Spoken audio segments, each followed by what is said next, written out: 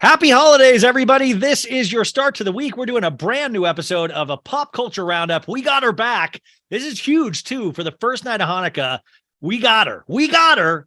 The Bengals are currently winning. We're on the last 2 minutes of a game. Sophie is watching in the background, but it looks like they're going to win. You know her. You love her. She's been with us all year from the podcast So True with Sophie Ross, available on all podcasting platforms, as well as her Substack. We didn't even get to talk about Ariel Charnas, which she is the number one. I've heard Sophie's name brought up so much with Ariel Charnas in these last 2 weeks. It is insane. Like, it is like I had Bravo historian Samantha reach out to me, go, will you tell Sophie to check my DM? Check my DM. And she's like, influencer drama. Sophie Ross, welcome to the show. Hi, that was so funny also because I'm just so bad with DMs. If you know me, you really, I mean, I'm bad. You're potentially bad or worse. I'm 10 times worse than anyone you know with DMs. And what it is that I get very overwhelmed. Yeah. Like, I look at all of them piling up and I'm like, oh my God. And I like panic. And then you see like 8 messages, 9 messages with the same person. And you're like, there's no way I'll even be able to see 9 things at this point. Right. And then when I open it, I have to be like, oh my God, I'm so sorry. I'm just feeling. So I'm sorry, everyone. I really, really try with DMs, but it's really hard sometimes. So no, I just thought there was an emergency all of a sudden, but it turned out so Ariel Charnas is just a crook or something. That was so funny that Sam, you texted me. You were like, check your DMs. Check your DMs. Please. Yeah. And wait, so by the way, tonight really is the first night of Hanukkah. I want to wish a happy Hanukkah to everybody. Also, we are like in the vortex of all of the holiday stuff. You got Christmas, you got Kwanzaa, all of it. You're potentially going to travel to see your family or be around family this week. So this is hopefully will keep you a little bit sane. We've got new episodes all week, including a big recap of the movie Home Alone. So that's going to be insane. Sophie, what's coming up on the podcast for you this week, or are you in break mode already? No, it is our season 2. Oh, you froze. Wait. Finale this week. And wait, you're back. Season 2 finale this week. I don't know what's wrong with my internet lately that every time we Zoom, there's like an issue. But it's Elon Musk. Season 2 finale. If you missed our most recent episode, it was an Ariel Charnas explainer special with @Lex Nico. She's love the best. Lex. Pod too. She's like the best human alive. I love her. So that's a must listen. And then this finale is just one last little solo up. So all right. Okay. So Tuesday, that is Tuesday that you can put to have with you this holiday season when you're dealing with your family. That's a 1-2 punch, folks. You got 2 days of Sophie back to back. Plus you've got her Substack, which she did an Ariel Charnas recap as well. Is there anything, I mean, you're going to do that solo episode, but can you sum anything up in like a sentence? Or, I mean, we thought it was going to be so much more, but basically she just kind of. Okay. That's the thing. So many people are like, wow, this was a nothing burger, which I think is the worst word ever. But like, I think just compared to the hype, there was so much hype. It's like, why? He's in jail now. Her husband is in jail. Well, why would Business Insider write about Brandon Charnas potentially fucking men? Like, they're not going to write about that. Can you imagine if Business Insider actually did like go into detail? No, but I think if you forget about all of the rumors that had started with that DeMaw post, it was actually a very damning article and it makes her look really bad. It's like a very eat the rich moment where she doesn't seem to care. She doesn't seem to really be putting anything into her business. She's wearing $4,000 jackets. That's what I'm sorry. Even if I had the money to afford a $4,000 jacket, I would still, just from how I was raised, like, we don't spend $4,000 on jackets. I'd be like, that is a dumb. I know Amy Ross, and she would not do this at all. Amy Ross absolutely would not. Even anything over like $300 is a splurge. Yeah, oh my God.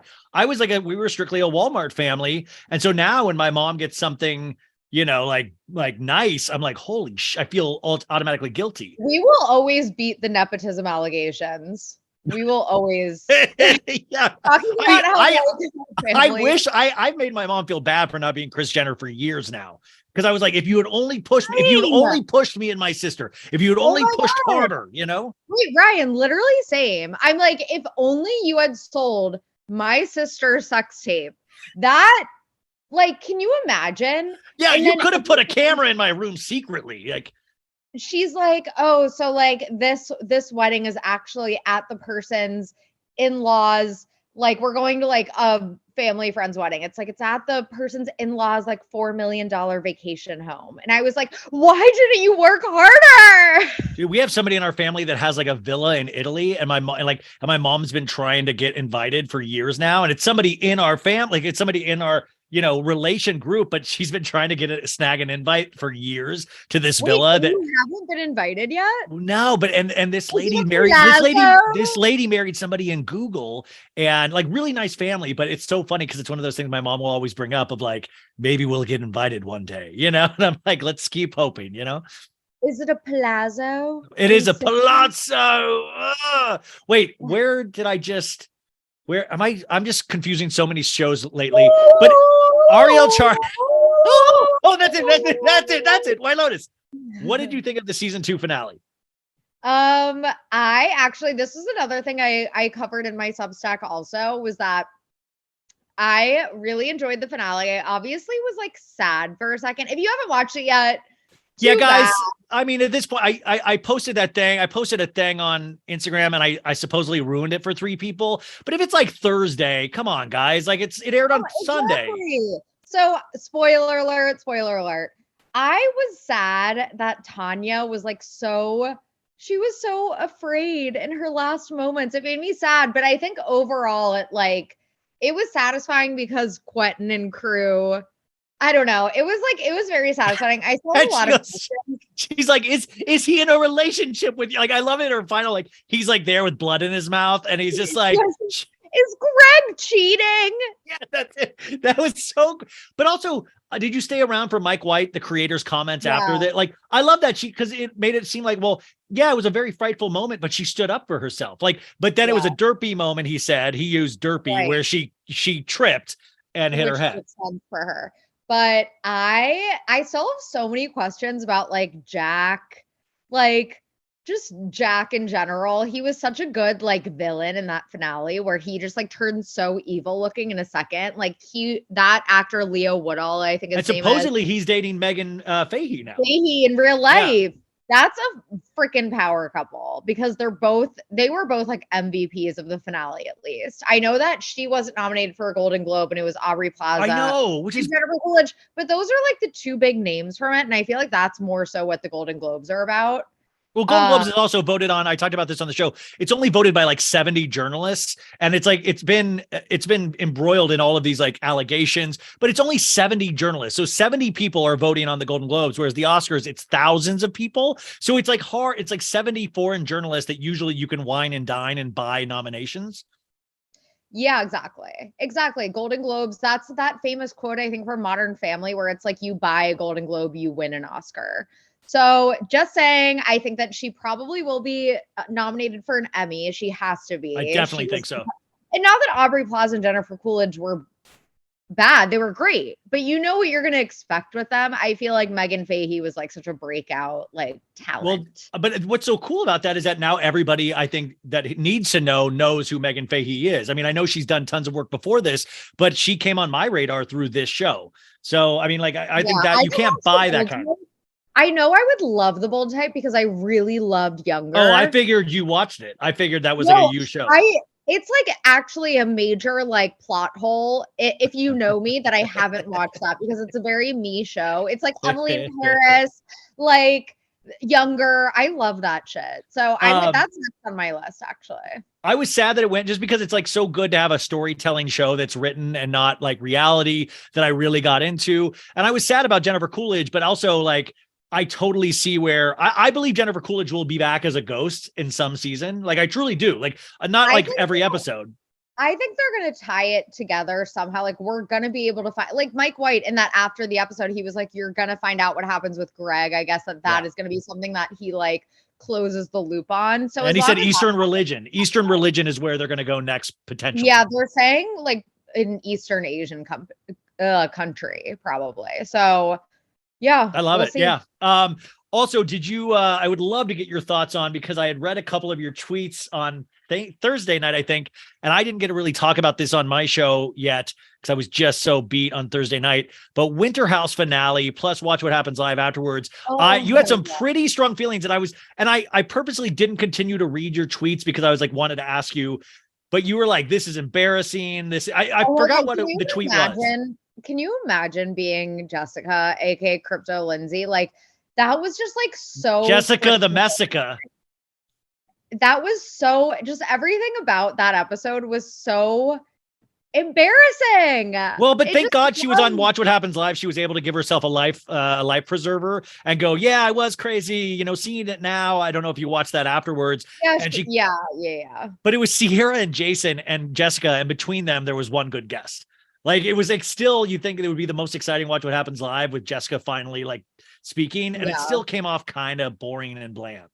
Well, I mean, Sierra and Jason, Sierra definitely had a redemption arc for me this season. I loved that she finally stood up for herself with Austin and stayed in it. Yeah. And it wasn't, I feel like for so long she was made to kind of like feel and look crazy. And then you see Austin actually get very jealous. It's like, she's not crazy. Austin has been playing into this too. And then Jason is just like, he's boring. Like, I love him. He's a nice guy. He's a nice guy, but he's just not, he doesn't pop the way that's like, listen, we can make fun of Craig all day long, and we do, but Craig still pops in a certain way because he's so ridiculous, Well, also Jessica, like, you can hate her. I think someone tweeted this in my replies and I retweeted them, how there's a certain like shamelessness and like unabashed delusion about her that's very reminiscent of like early Vanderpump. Like, I actually find her very entertaining to watch. And I know that she, so many people are like, oh my God, fuck you, Jessica. When she's like, I'm the hottest one here on the hot mic, like after she had just like gotten attacked by everyone. I love that the guys take Corey out and tell her that she's saying to everybody that they're dating. He's like, no, bro, we ain't dating at all, dude. And then he goes in and she's like, do you want to watch porn? And he's like, yeah. Give me 10 minutes with the guys. Give me 10. Like, I love that he knows that she's been saying that he's like, they're dating and all this stuff. He's telling all the guys, oh no, that's crazy, man. But he's like, I'm still going to fuck her. And like, that is wild. Like, it doesn't matter. The life stages party. And I was listening to Watch What Crappens too. How at the life stages party, like, Craig is turned on by Paige being like a pregnant mom.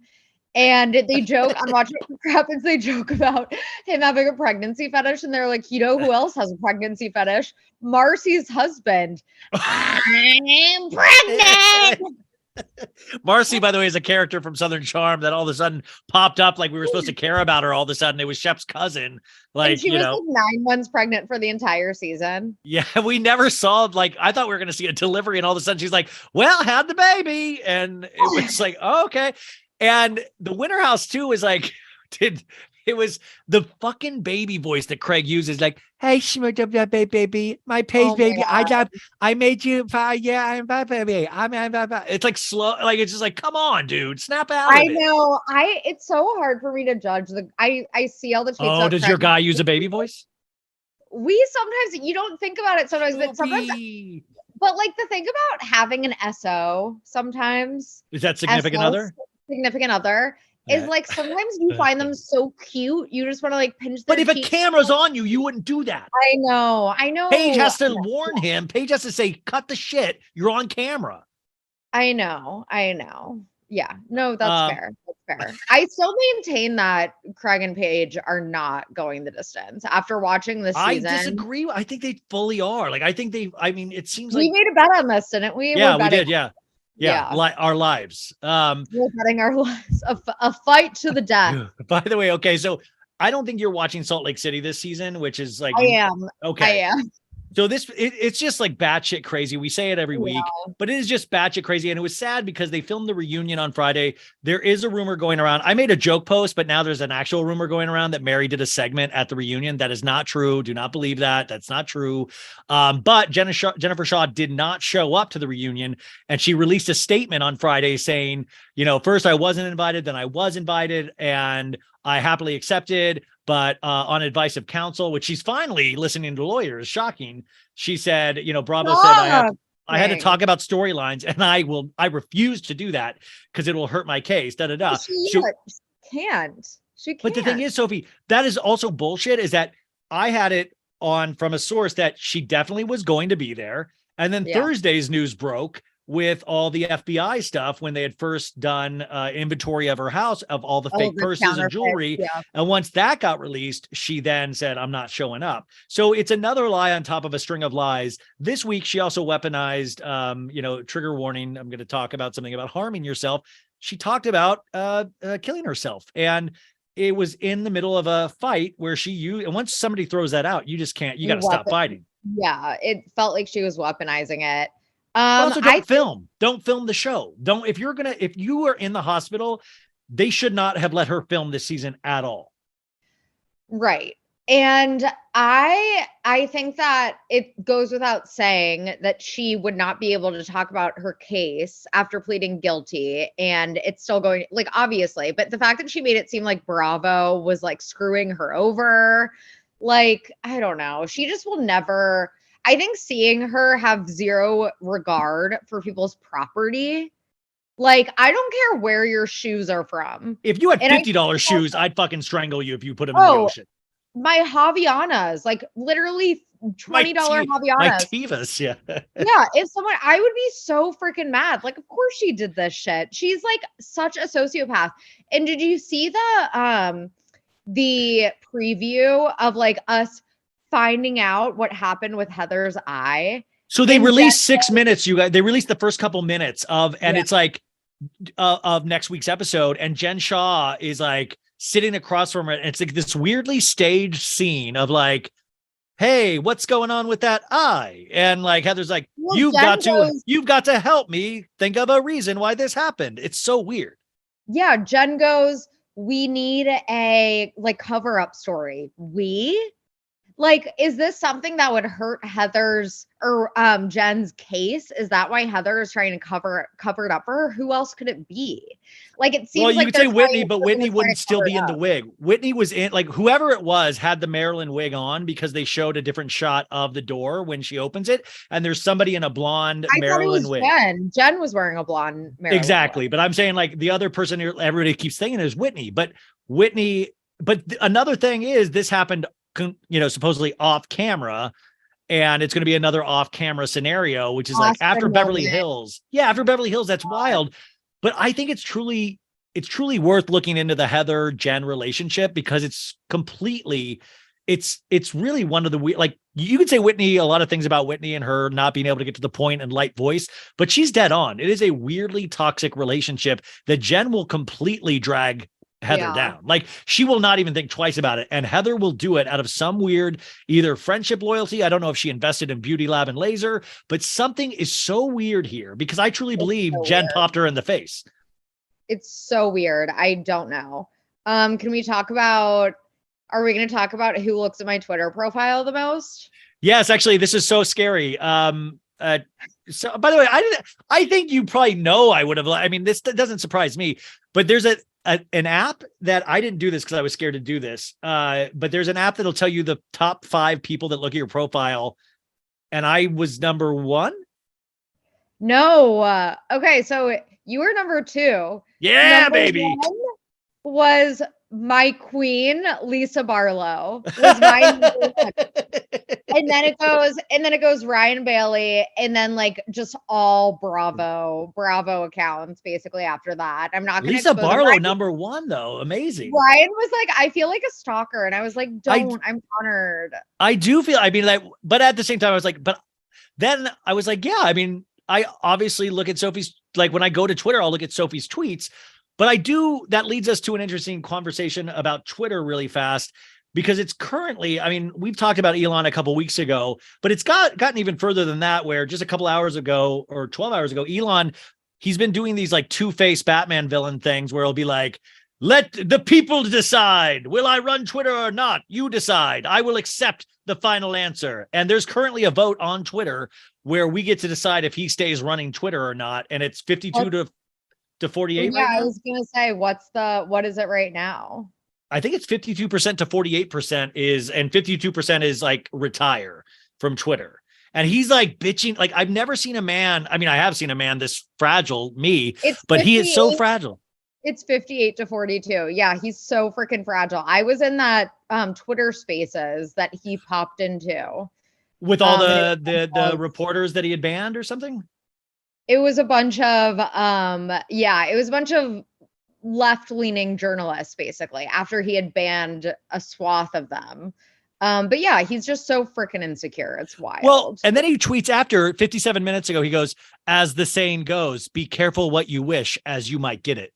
Like, why is he tweeting like cryptically like Khloe Kardashian or something? Like, it's like so weird and almost threatening. Like, what is that? Like, fuck, I don't know. Get rid of Twitter then. I don't care, Elon. I truly don't care. I know. But I was just thinking about, how, like, remember when we thought that Twitter was actually ending and we all were like saying goodbye and being well, like, it's been a good run. Yeah. Wow. This app actually meant so much to me. Like, that was so funny. Well, what do you think? What is your prediction? Is this the fall of Rome? Like, what happens? Is this the saying that it will be for a while, and I mean, as long as it's still up and running, people are going to be using it. So yeah, but it's like I mean, like, do you actually use it? I tweet like some stupid toot jokes, and like that's what I said. Like, I don't like I treat my Instagram a little more seriously, and that's still pretty jokey. It's all jokey, but like Twitter always was like my drafts version of anything, and I'm like, oh, that'll be a bummer, but it doesn't really affect me. But you use it for work, you use it for, I mean, like, would it really bother you if it completely went away, or are you willing to keep putting up with Elon's new rules that he keeps instituting every day? Yeah, it would really bother me if Twitter went away. And I don't know. I feel like for now it is what it is. I think that he's a nut job, obviously, and censoring left-leaning journalists is fucked up, but what can I do about it? She's just one person, you guys. No, I'm just one person. I'm sorry. Don't cancel me, you guys. I still enjoy Twitter. And I think if anything, Elon is so cringy and his mom is like on Twitter defending him. Like, everything. Oh, for real? I didn't even know the way his mom got on. Like, you better leave my boy alone. So like, which is so embarrassing. And he just gets owned and ratioed every day. Like, it's kind of like funny. Like, it's just fun and funny right now. The vibes are like, okay. Imagine spending $44 billion to own the liberals. Imagine spending $44 billion to like really, and then like to stick up for people like Kanye. And even Kanye turned against Elon, which was hysterical, even though he's a very sick man, obviously. And then in Qatar today, by the way, happy World Cup. Congratulations to Argentina. I even watched a little bit the end of that game. And then they flash up where Elon Musk says he was there. And then we get a picture of him next to Jared Kushner, the old Kush. And I was like, what a weird, like, with all the Qatar, like heads of Qatar, where I'm like, that's never good. The Saudi princes and like that's not good. Yeah, I was like, that's not good. This isn't good at all. Yeah, it's like, oh my God, are they on Twitter? Anyways, back to the safe confines of Bravo. Winter House is now over. We did get a preview, like a 20-second teaser of Summer House. And Corey Kiefer from Winter House is going to be on Summer House this season, but Luke is not. And I feel like justice for Luke, first off. And Corey, somebody told me, Luke. Did you know Corey auditioned 2 times for Southern Charm and didn't get in? He was. Yeah, and that's why he didn't talk to Craig for like a few years, which is also really embarrassing. So no, but think about that. If you've auditioned 2 times, so no wonder Corey is like like, hey guys, yeah, and he's always tackling Craig and all that because he's trying to present like somebody that should be on a reality show. Like, I always think that is part of it too that you have to look into, is that Corey actively is auditioning during Winter House. You know? True. And fine, whatever. It looks like he came in with a girl that was not Jessica, and Another blonde. Yeah, another blonde. Yeah, another blonde. And she said on Watch What Happens Live that they hadn't spoken in a few weeks, so they're clearly not together. But like, also in the confessional in Winter House, she answers a call from him where he's like, "Hey, cutie." And I know those are filmed after the show, so I kind of like want the story there. He's I know like, are you like squirting? Sorry. Oh my God. Sorry. I know it's like not cool to care about Corey and Jessica at this point, but like I'm curious. I'm curious. I wait. By the way, they were great reality television, or Jessica was great reality television. Corey was playing massive ball and he knew what he was doing. Like he got on to Summer House and Luke didn't get on Summer House, and that pisses me off. But Luke once again is posting pictures with Ashley this weekend at a football game. He is still with Ashley Darby. Are you shipping this relationship still? I am. I'm really rooting for their happiness 100%. Speaking of the first night of Hanukkah, do you light the menorah, and did you give your boyfriend, did you guys exchange gifts already, or how does that work? We did exchange gifts already. Yeah, we got each other some fun gifts. I actually do have a menorah that I need to light. I've been having like a very lazy Sunday, but I have a menorah and I have candles. So I'm just by myself tonight. So I'm probably just gonna light the candles by myself. What's the holiday? Are you gonna go see the Rosses? Or are you gonna go to his family? What are you doing? We are going to his family, and I'm really excited. Like we don't celebrate Christmas, obviously, but like just like the cozy, it'll be like just a nice cozy time. We're gonna be there from Christmas. We're going on Thursday, so like Christmas through New Year's, and we're just gonna be like cozy and eat baked goods and make s'mores and sit by the fire. And I'm just like excited to be cozy. I love that. That's awesome. Yeah. What about you? Bill and Becky's, we've got this will be the big we're on strict orders to have the best Christmas ever. My mom wants us to have best Christmas ever. My mom goes into, so she starts, you guys follow the journey a little bit. She's going to start some massive treatment on the 28th. So this will be, my dad sent me a picture 2 days ago where he's like, your mom's prepped. And it's like 3 cases of red table wine. And I was like, is she going to bathe in that stuff? Like, yeah, it's, but my sister, my sister, my niece and nephew, we've got a lot of fun things planned. We're doing steak and potatoes on Tuesday, and then we're gonna go to my sister's church on the I think the 24th or the 25th, and there's tons of activities planned. So this is gonna, but I just always think it's funny when somebody says the best Christmas ever, like puts that pressure on it. It turns out to be Christmas Vacation, the Chevy Chase movie. So I'm curious to see how it all goes, but I'm hoping for the best. I'm gonna make it the best. Honestly, Christmas is like the number one thing I always get super jealous of. Like, it always looks so fun. Even growing up, I was like, why doesn't Santa love us? And your mom has to wait, would your mom tell Santa's not even real? No, they had to explain. They're like, well, first of all, yeah, Santa's not real. Second of all, we're something called Jews and we don't celebrate. Like, it like took a while for me to like accept the fact that we don't get to celebrate Christmas, because it always looks so fun. And I love seeing everyone's like Christmas morning, like pajamas and all of their pictures. That's like my favorite thing. So everyone enjoy. I said on a podcast sometime this week, some point, it was always a lot of pressure Christmas morning because my dad would wait till the very last minute to shop for my mom. And my mom, like when you open a gift, even if you don't like it, the proper thing to do is like, oh my God, amazing. But my mom in the moment would be like, oh, Bill, I hate this. I don't like this at all. And so it would always, and so I knew that was, and in fact, there'd always be one gift that my dad got right, like just by like pure happenstance. Like and she'd be like, oh, I love this. He'd be like, really? Like he would be shocked. He'd be like, no way. Like I got one right. Cause she would never do a list. So he would just go to the mall and like get her like leather skirts and stuff like that. Like Wet Seal or something. Speaking of Hanukkah and Judaism, we give a shout out to our little man, Mason Disick, who just celebrated his bar mitzvah last night. And a lot of the Kardashians were there, which it's a bunch of 13-year-old guys and girls, and like Kylie and Kendall show up, their boobs hanging out, like it's hysterical. This Mason, as he enters this journey into manhood, like, could you imagine that type of female again and again, like just hanging around the house, like all of Kylie's friends? Funny. Kylie is wearing like a Balmain gown. Like Kendall actually looked kind of appropriate. She looked like she was wearing something that could have been from like Reformation, just like an appropriate like dress. Kylie was wearing like a couture bodycon gown. It's like, Kylie, Yeah. Travis isn't going to even look at these pictures, dude. Like, don't even worry. Like, what are you doing? Travis obviously isn't coming to Mason's bar mitzvah, but mazel tov to Mason. That's very exciting for him. There's a lot of work that goes into becoming a bar bat mitzvah, and good for you, Mason. I'm very proud. So he has and to also, go up there and read the Torah, right? In front of everybody and Baruch atah. Yeah, like yeah, you have like a Torah portion that you read. It's a whole, depending on if you're Reform Judaism or conservative, or they're obviously not Orthodox, but it can be anywhere from. Mason is choosing to be Orthodox. That would be amazing. That actually would be an arc that I would be very invested in. Mason's on next season of My Unorthodox Life on Netflix. Oh my God. No, but I was curious about that too, because, Scott obviously was there, and Scott is Jewish. And I was just thinking about that in terms of Kanye, because him and Kanye used to be close.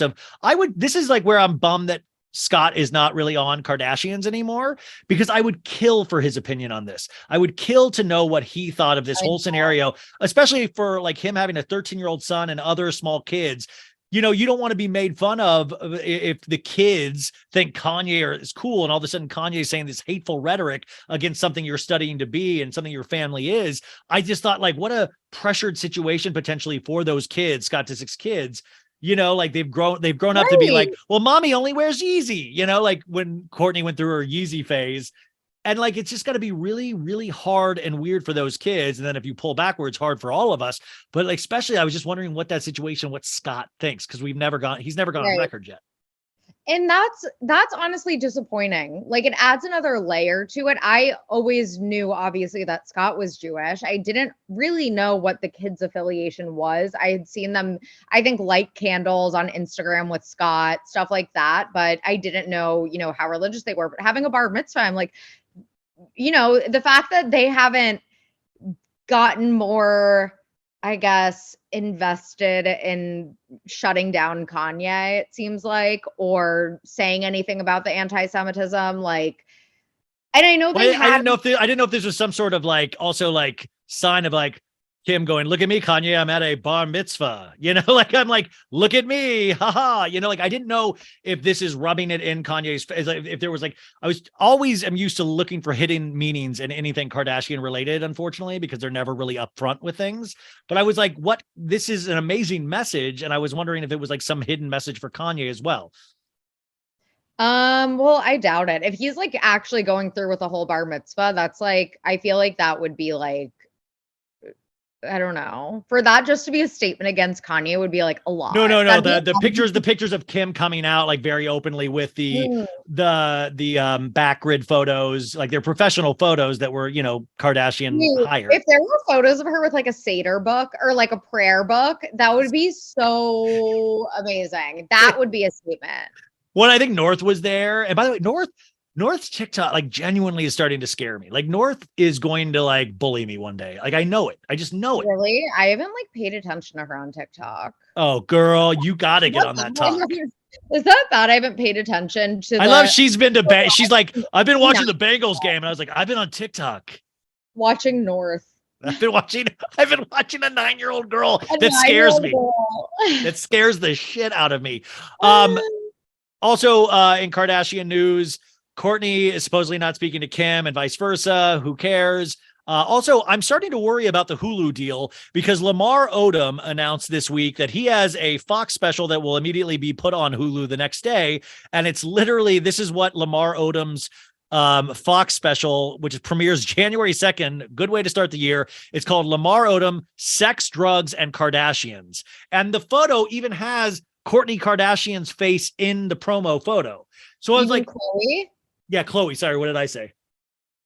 Sex, Drugs, and Kardashians. Yeah. Oh my God. What so this title. Is January 2nd on Fox, and then immediately goes to Hulu. But I was like, if Kardashians have an exclusive deal with Hulu, even either Kris Jenner is producing this Lamar Odom thing, but there's no way Hulu would do this without Kris's permission, unless this Hulu deal is done and they don't really give a shit anymore.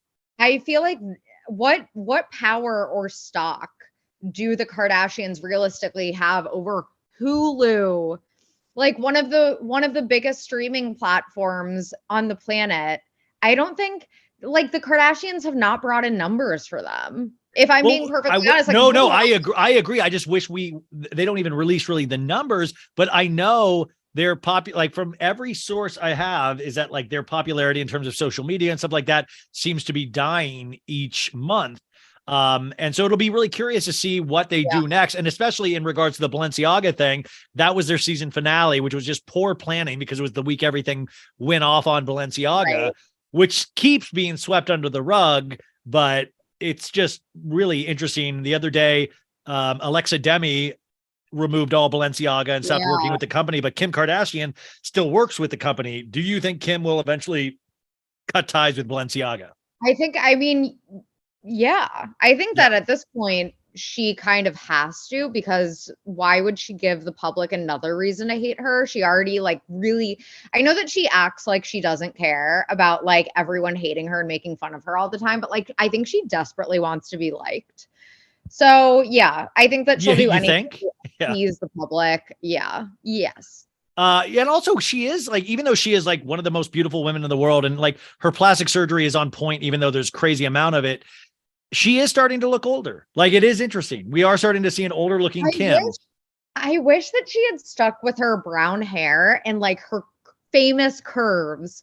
Instead, it's like she looks so like gaunt and thin and like the scraggly blonde hair. It's just like not a good look. I know that she still has Kim Kardashian. She still has potential somewhere deep down. Yeah. By the way, don't feel too bad for guys. We're saying like she's totally fine in terms of every capacity, except that, you know, she might be soulless in some capacities. But also I think about the BBL and the changing bodies. The person that's got to really piss off is this Larsa Pippen from Real Housewives of Miami. Like she can't afford to get the BBL dissolved. She just got to like, are you watching Miami? I'm not watching Miami. Oh, you're going to love it. I know, I need so good. This Lenny Hochstein drama, which, you know, I hate to break it to you guys. If you're marrying a boob doctor, he's probably going to trade you in at some point. And like, I feel bad that but it's like one of those moments where we're seeing this play out on a season of reality television on the new season of Miami on Peacock. There's been 5 episodes released. I'll be recapping it next week on the podcast during the holidays. And that should be really fun because I really love it, but it is dark. Like the Lenny Hochstein stuff is just, we're watching this lady get her world just upended. And it's like watching another woman that is younger and prettier at that moment move in is just got to be jaw dropping for somebody like Lisa. And like somebody like for all women that try to live that Instagram lifestyle. I've seen like the clips and I've seen some of the drama about Lenny Hochstein, but I know I need to watch. And they met this new 25-year-old is complaining that she's getting bullied by Lisa. And I'm like, dude, I mean, I'm sorry, but expect to be bullied if you break up a family in some, it's Lenny's fault overall, but you did participate. You met him at his house. You knew he had 2 kids. You knew he had Lisa. Listen, it's Lenny's fault mainly, but there's like you know, you don't seem like super great either. Do you expect? Like, what do you expect? Her brain's not fully formed yet even, you know, she's young. True. Did you watch this? You got you watch this Meghan Markle thing, Sophie? You watch this in this Markle? But what is that voice supposed to be? I just trying to do I was listening to talk radio. I was like, hey, you you listen to this, it's like bad talk radio. Hey, you ever listen to you know this Prince Harry guy? You hear this guy? Yeah. Did you watch the Netflix documentary? Well, it was not what I was expecting when you started the accent, when you started that bit. Yes, I watched all of it. All 6 episodes. Wow. Yeah. And you know, I've always been team Harry and Meghan. I'm really rooting for their happiness and I'm glad they found their peace. I do think it's fair to just be like, yeah, they're just like kind of annoying. Like, I feel like they would make it insufferable to be around, but I'm still on their side. Oh, yeah. Well, here's the deal. Like, I did walk away going, oh, I believe they are truly in love with each other. Like the way, like, I believe they're truly in love with each other. They're also, that couple that is annoying. But at the same time, I feel like it's really like Prince Harry's like past, like he did go through this with his mom. So you cannot blame him to think the same thing with Meg. You cannot, like, your mind would naturally go there regardless. And I'm sorry. Like, and by the way, what did you think about Bethany Frankel calling this a money grab on their part? Did you have, my God.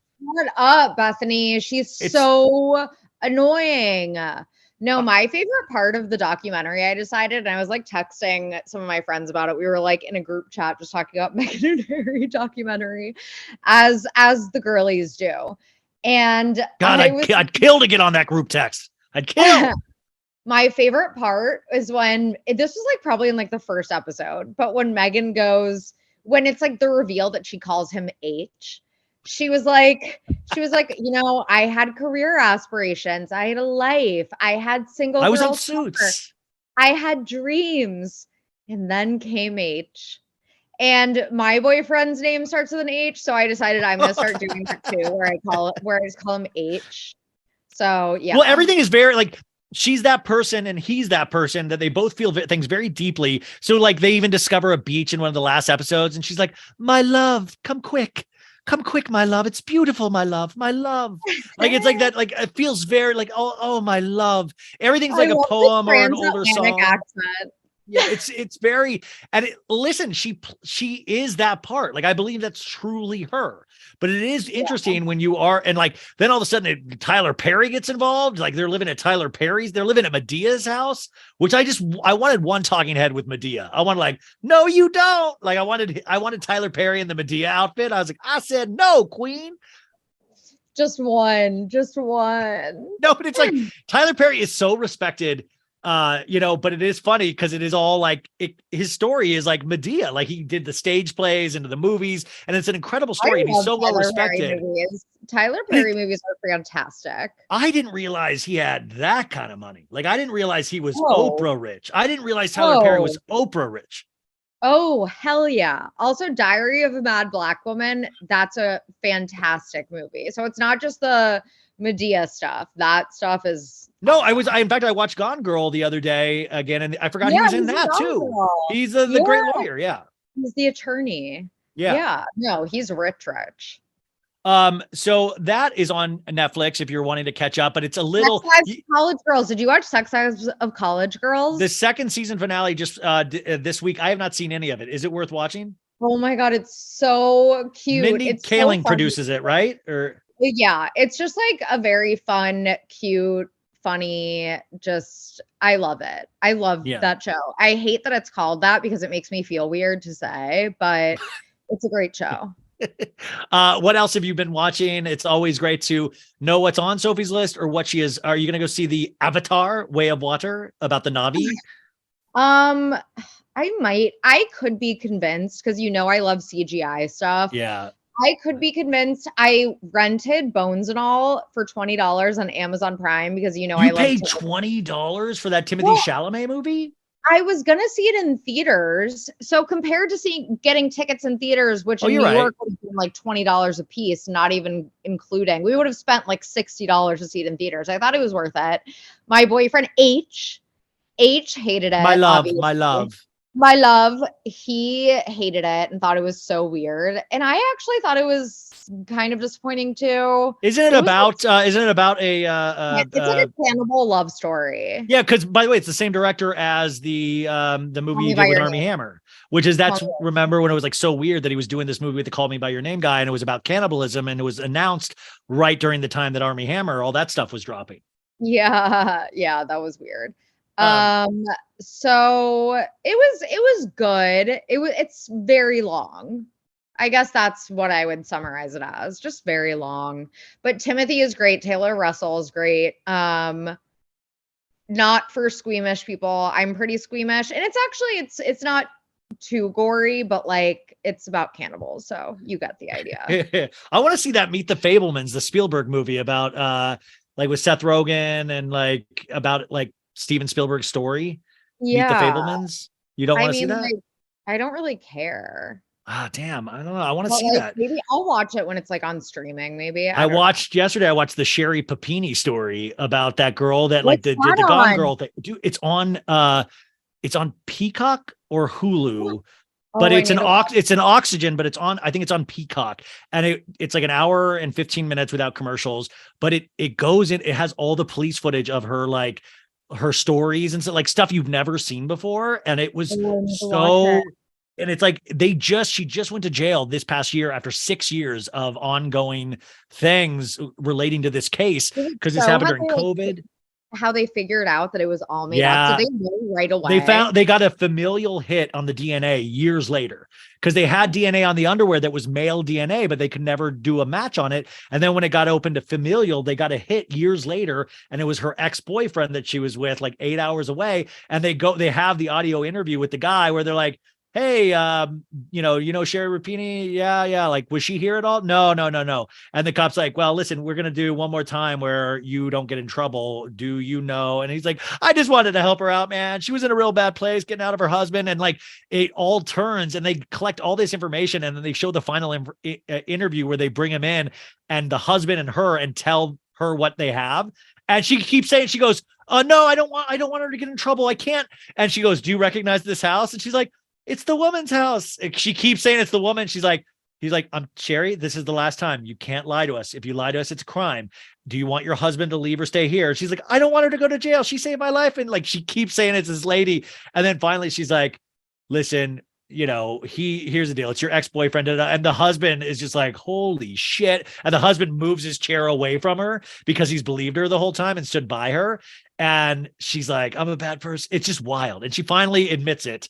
And, she's sentenced to years in prison that she's serving now. She gets out in 2024, but it's really fascinating. Oh my God. I need to watch that. You really do. It's really, really good. I mean, it's like trash, like anything else, but it's good it's cool to watch these behind the scenes, like close-up footage. Such a huge story. It was just a huge story. And for so long, everyone was like, oh, I guess she's telling the truth, even though the story was very outlandish, that she was like found alive.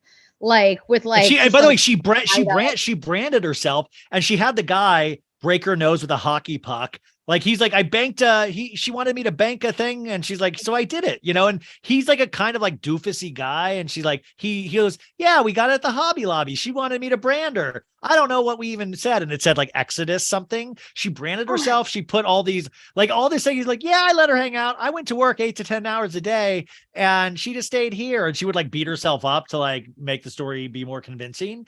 And it's wild. What a psychopath. I wanted to read this to you, and like, guess who this is just by this caption as we start winding down. I just feel like I needed to say this because it's important. These are our new friends who work at the Mez Club here in Byron Bay. They are all from other countries around the world, and it's damn inspiring because I've been around the globe a couple times in different capacities, be it school, leisure, or work. And it's just so rewarding in so many ways. And I'm here to tell you, anyone can go and thrive anywhere they want on earth. You just need courage, a sense of adventure, and a plane ticket. Best example is this girl. I'm going to leave her name out. She's from a small town in Indiana, USA, and has worked and lived in Spain and now Australia. She just put together enough to buy a ticket and figured it out from there. Now she's a manager here and absolutely loves it. Sorry for the soapbox, and this is where I'm going to not read the last sentence because it gives it away. Who is this? Dorit. This is Shep. The last line is, so for the soapbox, but Austin and I are impressed and pleased to see this bold spirit of these girls and guys. And it's a picture of Shep and Austin because they're doing an Australian tour right now for a couple weeks. And Shep in a drunken thing was like, he wants to be Anthony Bourdain so bad. And like, I like Shep, but like the fact that he's with Austin, and I like this, because at the very end, he's like, I'm pleased to see the bold spirit of these girls and guys. What he leaves out is like, P.S. I'm going to try to nail her later.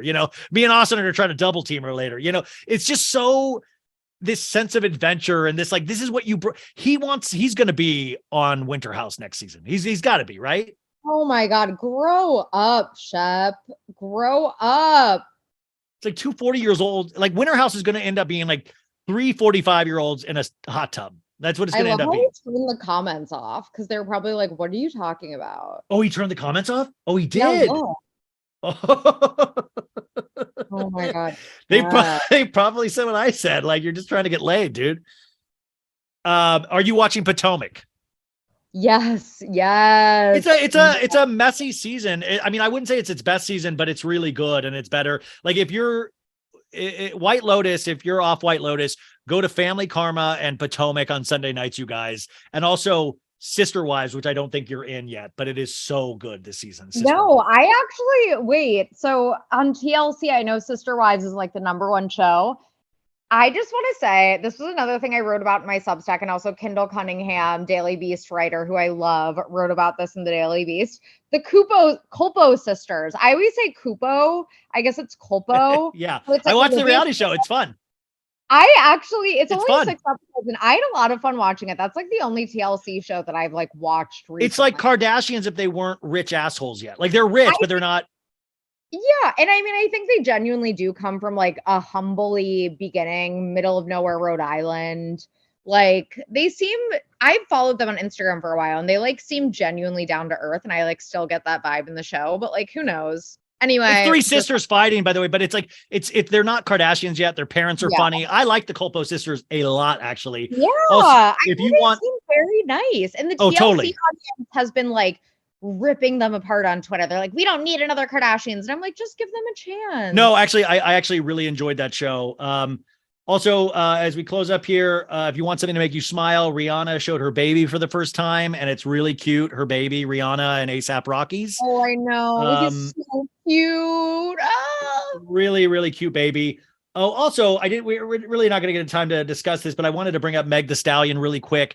Is that like, listen, there's like Tory Lanez and Meg Thee Stallion trial right now, and Tory Lanez shot her in the foot a couple of years ago, and he's saying that he didn't, but like people like 50 Cent like is getting involved and calling her like Jussie Smollett and saying she's Smollett and saying she's lying. And I'm just like, dude, like I don't get why like I'm sorry, but Meg Thee Stallion is she's telling the truth here. Like she's telling the truth. I don't know if you followed this trial at all, but it is just really wild because her assistant has changed her statement. Her bodyguard disappeared yesterday. And it seems like it's all, these are all things that like will end up hurting Megan in the long run. So it's like Tory Lanez adjacent.